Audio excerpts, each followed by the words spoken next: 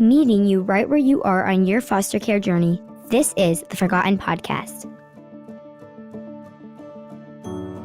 Hello and welcome to the Forgotten Podcast. I'm your host, Jamie Cabe, and I am so happy to be with you. If you are part of the foster care community, passionate about serving, or simply interested in learning more, we are here for you.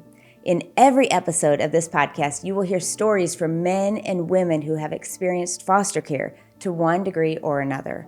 They may have grown up in the system, are caseworkers, foster parents, or others who are here to bring you hope or encouragement. If you enjoy this podcast, please subscribe and share it with a friend. And remember, you are not alone. I hope you enjoy the Forgotten Podcast. Darien is a former foster youth and transracial adoptee who spent 6 years in the foster care system from ages 10 to 17. Darien, thank you so much for being willing to share your story with us. And I'm excited to talk to you and ask you lots of questions. So we're going to go ahead and get started. Awesome. I would love to take us back to your life before foster care. Can you just give us a little bit of a glimpse into what it looked like to be you before foster care even entered your life? So I never really had like a stable home. I'd move from like uncles to aunts to grandfather back to mother. So it wasn't really a consistent like household. But I grew up with 10 sisters. Wow. Not all of them lived in the same house at the same time, but eventually we all got together as 10 strong. Me being the second oldest and only boy. Wow. My goodness. That hats off to you. Yeah, it was a fun time. Yeah. Wow. Yeah, I grew up all around southeast PA, I'd say. So I moved around from Harrisburg through Philly, all the way up to that little line. So I wouldn't really call one place home more than the other. Yeah. So you had a very transient, you could say. You were moving a lot already. Yes. Okay. Well, we know that foster care entered your story when you were around 10. Let us, if you're willing, let us know like how that kind of intersected with your story. So when I was 10, I did enter the foster care system with all my sisters. We all got split up. I fortunately was placed with my older sister in a foster home, and that foster home became to be pre-adoptive. So it was my first foster home. Okay. And my sister lived with me until we had some like issues. We've always had like issues growing up, like arguing and bickering, but like it's normal sibling things, I feel like. Yeah, so then she got removed from that house and it was just me solo from there on. So when you were in that home, you said it was a pre-adoptive home. When you entered that home, did you know it was going to be a adoptive home or had no idea at that point? No, I had no clue. I had no clue because I was like 10 years old. So yeah. I had no clue what foster care was. Like I was just there. I was honestly just like starstruck. I don't really know how to put it into words, but like it was just like a weird dissociation feeling like that. Like I feel like 2 years of my life, from like 10 to 12, like I don't really remember much, but like I remember enough. Yeah. So yeah, they were gonna adopt me, and then that got disrupted. Eventually, it was my first one. Wow. So when you first entered their home, as much as you remember, I know you don't remember, but do you remember, was it a kind home? Were you angry? Were you scared? Like what were some of the feelings that you were feeling? I was really scared. Yeah. Yeah, I was very scared. Very young. I didn't really come out of my room for a solid like week or two. But they were nice. Yeah. It it wasn't like a traumatic experience. Were you ever explained, like, did they explain to you why you were there? Did anyone explain to you why you had been removed? I got bits and pieces of it, but it wasn't like really concrete until like I got to see like articles and like I'd see things on the news and I'm like, oh, that's why I got moved. Oh, wow. So it wasn't really like they told me the whole story of like this, that, like I was there for all of it. So like obviously I lived it, so I knew. Eventually, like growing older, I was like, oh, okay, that makes more sense as to why this happened. But then I didn't really know. I just was going off of what I could piece together. Darien, from around 10 to 17, you were kind of in and out of multiple foster homes. You mentioned already there was one disrupted adoption, but you've actually experienced 2 failed adoptions. Yep. Would you mind just sharing what was going on in your heart during this time of your life? Are there things that stand out to you, like what you were thinking, what you were feeling during this time of change and failed adoptions? Yeah, so it was a lot of, so as you know, like middle school is coming up, 6th, 7th, 8th grade. So a lot of changes in like your body and like just your thinking and the way you act. And if you don't have enough help or resources to guide you, then that can really mess you up, take you off track for a bit. Yeah. So I really feel like I raised a lot of myself. So like I didn't do too bad of a job, but I like grew up doing that, so it wasn't hard. But I was going through this home, so it would make me like very cold towards people. So I'd go from this school. I think in my whole high school career, I went through maybe 5, 6 schools. So like I didn't keep concrete friends. So like it wouldn't be like I'd have this friend from this place, this friend from this place, this friend from this place. So like it was just like really hard to build relationships, especially after seeing like, oh, I got really close with these humans and they sent me away, and then I got really close with these humans and then they sent me away. And all in between, I was being sent to detention facilities for not having a place to be. So it was really a survival season of my life. And like thinking back, like all of my life, I thought that was a normal way of living. But now that I'm at the point where I'm at now, it's eye-opening, and it's wild to see that a human can withstand and be able to overcome such trauma. Yeah. Well, and I want to highlight something you said. You said you found yourself living in a detention center because there was no other place to be. You were not there because you had committed any sort of crime. You were there because there was no other place. Did I hear that right? Correct. Oh my goodness. I went twice, 2 times.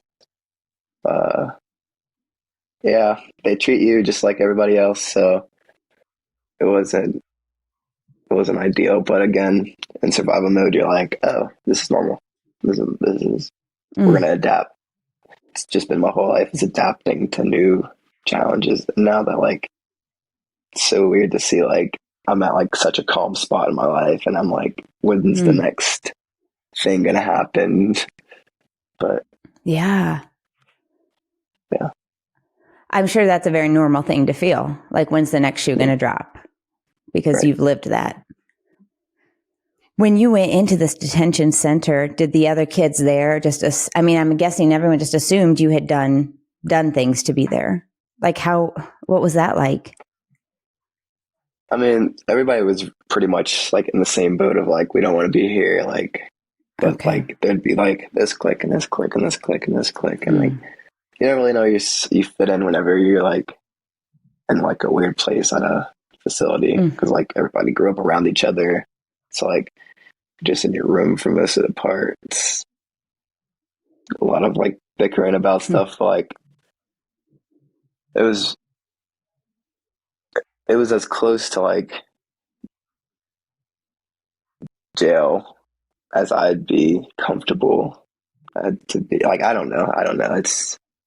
It's so wild to see like even youth being put in that, like in a cell or on a schedule, on a like timeline, on somebody else's time, and not being able to like grow or go outside or exercise, have the right means of schooling, just small things. Like even if you did commit a crime, but like we need to like fix that. Right. So that's the root of it.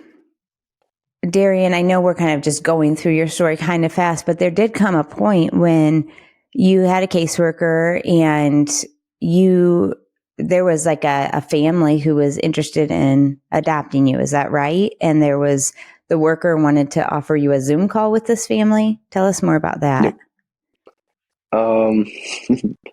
So this is like the second time I was at Schaffner, the detention center I was living at. I really didn't like anybody. I was just, hands were up. I was 16. I was going on 16. I think I turned 16 in Schaffner. My 16th birthday. So it was on the 18th. Yeah. So turned 16 there, and I was like, yep, I just want to kind of age out of here. Do independent living. Caseworker was like, oh, we have this family that wants to do a Zoom call. And I was like, not really. I'm not really in that type of mood. But when I finally got on the call with my caseworker, obviously said yeah for some reason. It was weird. So then we got on a Zoom call, and like the first impressions were weird, and it was like nerve-wracking because like, oh, here's another person trying to take me in, and like I don't know what this is leading to, and I don't really want that again because it's traumatic and I have to go through all of it again, pack all my stuff up. But yeah, I got on the Zoom call. It was pretty lighthearted, and then caseworker asked me some hours later, "Do you want to go there?" And I was, I'm from like this like far part of Pennsylvania, and they're from the far west part of Pennsylvania. So again, I'm moving really far, like 6-7 hours away. So like I didn't really want to go, but at this point I was like, here's a little bit of leverage to get out of Schaffner.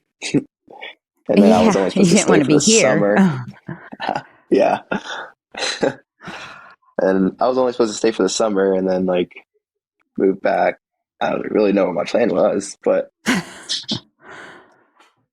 then I just ended up staying. And ever since, here I am. So then my dad now, like, he's just a stranger guy that I've been on the Zoom call, drove 6 hours to come get me and my stuff because the caseworker wanted to wait until like the weekend was over. He was like, we'll get him on Friday because he didn't want to let me wait, which is like a really big green flag. So then here I am with this stranger in the car, beep up in 6 hours. What do you talk about on that car ride? What was that like? So I didn't know he was such a cool dude, like until I started playing music and he was like, I know this song. And I was like, oh yeah. So then, yeah, we bonded over music and a little short talk. Stopped to get me like my favorite snacks at a gas station and got some Wendy's. It's their lemonade. And I just wanted to eat every like item I could eat while I was in Schaffner. But then I got home and my now mother was burning mac and cheese. And everything's good. Everything was good. Was there kind of a sigh of relief just to know that this feels like it's going to be okay? Yes. I think I felt that from the first day, which made me open up to them so much and like made this process and like our relationship and family so good is because I felt that from day one. I like came in, put all my stuff down, sat for like an hour, 2 hours, had a conversation with them. I didn't really know what we talked about. I have no clue to this day. Just talked. FaceTime my sister, talked to her for a bit, and then like start putting my stuff away, which is awkward because like, you know, I don't usually start putting my items in places and hanging them up really for a little bit. So, wow. Yeah. So that was significant. It was a sense of security. I think I've subconsciously felt that from day one. Wow. And yeah. Amazing. So yeah, what do you think it was about this family that was different, that you felt that sense of security different than other families you had been a part of? Just the willingness to like try it out, or like see a perspective, or like hear you out, get to the bottom of it. Like just the willingness of like going to such a far length for you. Like I saw that from day one. It was like, oh, you just drove 6 hours down here to come get me. And then we're going to drive 6 hours back. And you could have just waited the weekend and I would have been there. It's just like small things like that. It was like, you're willing to go the extra mile. So like, I'm willing to put trust into you and see where this goes. And yeah. Wow. That's really awesome. Was there any other kids in that family? When I first came, there was another foster kid. His name was, Rusty. Yeah. He's permanency now. So I'm allowed to say his name and stuff. Okay. But it's a cool little dude. He's 16 now. When I came, he was like 13 or something. He's such a small guy. He's so big now. Yeah. So he's been here ever since. He came like a week before me. So we've kind of been on the same timeline.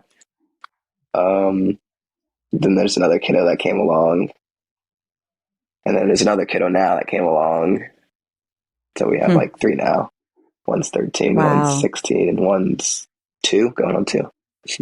Oh man. Yeah, a little age gap there. That's a little age gap. Wow. We had a little baby here a little bit ago. Oh my goodness. How is that for you to be able to, is there a sense of like, I want to pour into this child because I've been that child? Like, is there any of that when new kids come in? Yeah, I'd say so. I naturally take people under my wing and love them just for being them. Everyone I meet, I feel like I love them first. See where it goes. So that's beautiful. I especially have a special spot for kids and teens. So yeah. So were there some challenges? I mean, I'm guessing, I know you talked about there was some trust that was building, but you had been through a lot before coming there. What challenges kind of came up that you were facing, even personally or even together with this family? So it'd just be small things like, talking about adoption. Here we go again. Just the normal like teenager rage, like, oh wow, I just punched a hole in the wall. Wow, look at that. Oh, I just like broke my knuckle here. Now we gotta go get surgery on it. Oh, crashing in the back of your car. How'd that happen? I don't know. I was following you in the neighborhood. We're only going 10 miles an hour. Oh my goodness. Yeah. But like, just like seeing the reaction of it, it's like, oh wow, are you okay? Instead of, oh wow, my car is smashed in. Wow. Would you say that like when you ran into the car, that was just a total accident, or was that out of an anger? Oh, that was an accident. I was supposed to be following him, and I like was supposed. I was so it was a bad moment. I'm 16. I'm following my dad. We're going to our friend's wedding thing, and I'm typing in directions in our neighborhood, following him, and he comes to a stop at the stop Oh, sign, mm-hmm. and I just plowed into the back of him, and then he just hops out, throws the spare tire back in the car because it fell off the bottom. He's like, "Are you okay?" I was like, "Yeah." And then he said, "All right, let's go." I was like, "Oh, Wow. So yeah, I'm guessing that when that first happened, are you kind of freaking out going, what's going to happen? Like, are you even having oh fears yeah, of like, this could be it for me? Like I yeah." might be, There's like, they might send me away. Like, do those sorts of feelings come in your head? oh yeah, 100%. There's like times that I do even do small things, and I'm like, "Oh, I'm gonna start my reaction first." So I'm gonna start showing you like, Mm, "Oh, I hate you. I don't like you. I don't like. Don't stop talking to me." Like, mm, you know what I mean? Throwing a tantrum, essentially, mm-hmm, just mm-hmm, because like of that fear. Oh, they're not gonna like me because of what I did, even if it's something small. mm, But I think at that point when I did crash into the back of him, we were all at a place of like knowing that would be something. So it wasn't even like it was like, "Oh no, you're fine, you're fine, you're fine." Before I even got out of the car, it said something. oh, So like, yeah, wow. yeah, That's awesome. So adoption did come up at yep, 17 years old. yep. Tell us about that day. Um, Probably the best day of my life. Hmm. Uh, yeah, Hmm. it was so special. We had like a little film crew. It was so Hmm. cool. Um, I'm just glad like my two sisters got the like my closest sisters got to witness it. It was like Hmm. really good. Um, just like being back in hometown, like my family, and like just the sigh of relief of like, oh wow, this actually happened. Hmm. Like we had plans of it before, and then Mm-hmm. fell through before. But oh wow, this is actually happening. Today's the day. We're Hmm. walking in the courtroom. He's saying the words. Like Hmm. it's like I can replay every like moment of that day Wow. back, like in order. Wow. What was your favorite moment of that day? Um, Probably the TikTok with the judge that we did. Hmm. Yeah, we did a TikTok with the judge. That's amazing. You know, and dressing my little puppy up in like a little dress. She had a dress on and like a bow tie on, just a shorty. Yeah, Oh, you really got to celebrate. yeah, we did. Afterwards, it was a big Mm. celebration because like our immediate like family and friends came down and stayed for the adoption. And yeah, That's awesome. So, Darien, I heard you say a couple times, I really have a heart for others. I take them under my wing, or I have a real heart for kids or teens. Um, what do you want parents to know who are people who are considering fostering teens? What do you want them to know? I'd say the first step of it is just get into that space with them, like get into that crawl space, get in the nitty gritty of it, like Hmm. just get into their world first before like anything, because like you don't know what's going on at all. Like Mm-hmm. they could love you to death and not be able to show it because they're scared. Mm. They're just like Yeah. that's my main thing when I say like when people ask questions like that. It's like you have to try to don't understand them. Try to understand as much as you can, and try to be there Mm. for them as much as you can. Because it's not the oh I'm here like what do you need? It's oh like I I will sit with you through this. Like I'm Mm. here sitting with you through this. Like I'm doing this with you. Like I don't know. Just like I'd say like small memorable moments is spending 3 hours learning how to parallel park. Just like small memorable moments. Like it's not going to come immediate. So like I always said to people, because like they're like, how did your family get so close so fast? I'm like, oh, I have no clue. But it doesn't usually come immediately. It's like like say you meet a stranger and they're like, I'm going to catch you, trust fall. You're like, Yeah. yeah. So,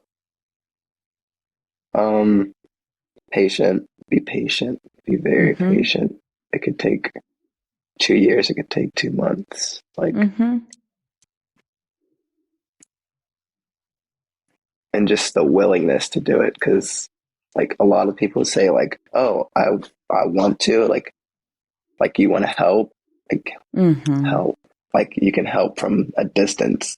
The problem we have is that disruption because they can't handle what the behaviors are, like what's going on that's not their child. So like they don't want to put up that they think it's going to be like, I think there needs to be more education towards that, but mainly just the willingness to do it. Yeah. And the heart. Yeah. And what I'm hearing from you is it's a lot of time spent, right? A lot of time spent together, a lot of patience, a lot of sitting with. I mean, that's how relationships are built, and especially relationships that have started out without this deep trust, right? When you've come together at different points in life, when you've already experienced so much things to distrust, more and more time to spend with is important, but so worth it. Right. So, my adoption for you was May 5th, 2021. How have you grown since then? I mean, we're over 2 years, 2 years later now. How have you grown? What have you seen? Well, I have a 1-year-old. Okay. I am an EMT. Yeah, I'm just living a pretty smooth, decent life right now. Like I'm traveling here and there, speaking all across the country this year. Been all across the country this year. It's been fun. Built a house in Mexico this year. Took us 2 days. Yeah. It's like a little mission trip. I love that. I'm just like doing like, I call them side quests because like I don't know anybody else my age doing these things. I'm just having fun right now. Free spirit floating. But I also have a 1-year-old and he's my world. My absolute world.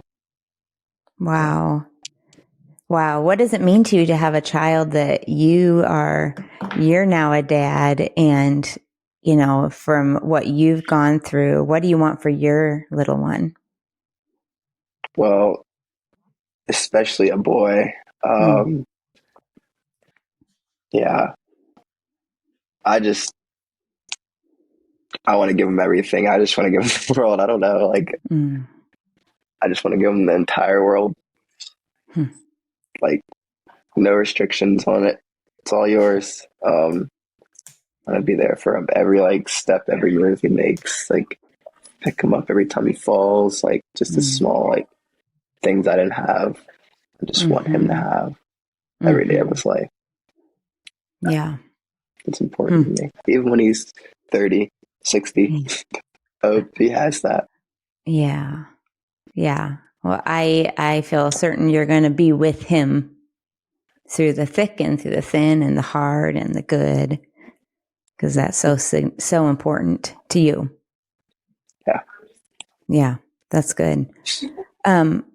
What would you say you've learned about God, about Jesus, as you've walked this hard road? I've learned a lot. I've learned there can be a lot of hurt, and I've learned there can be a lot of love. And it's probably like I knew God before, but like not on such a personal level. Like I feel like I know Jesus on a personal level. Like I can talk to Jesus like in the room. Like I've grown a lot. I've gone through church hurt. Mm. That sucked. Moved Mm-hmm. on because Jesus wasn't the Yeah. problem. Yes. I mean, I feel like I grew up going to church, but like I had no clue what that meant. I just knew like, oh, I Mm-hmm. believe in God. Yeah. Sure. And then like I went to a camp called High Point Camp. It's like in like the Reading area of Pennsylvania. And like a bunch of people from like all across the country come and like different churches and stuff. And that's where I feel like I met Jesus, like actually. And then like it was like a week camp, and then like I went home on a spiritual high, and then absolutely crashed, and I was like, oh wow, never mind. Yeah. And then I moved here, and I could just see Jesus everywhere. That's awesome. Well, I know that there's so many more questions I could ask you, Darien, but I just have one more. And I just want to give kind of the floor to you of what do you want to share with other youth that are in foster care right now? What do you want them to know? The world is yours. It really is. It may not seem like you have resources or help or an outing, and maybe you don't, but just know like no matter what you do, you're going to be successful in it if you put your heart 100% into it. You're smart. You're beautiful. Just keep going. Just keep going. You're normal. You are a normal person. Mm-hmm. Yes. Wow. Hey, Darien, thank you so much for being on today. Thank you. I'm so glad I got to be here. Well, I hope that today's episode encouraged you wherever you are on your foster care journey. We want you to stay connected, so be sure to subscribe and turn on notifications so you will never miss an episode.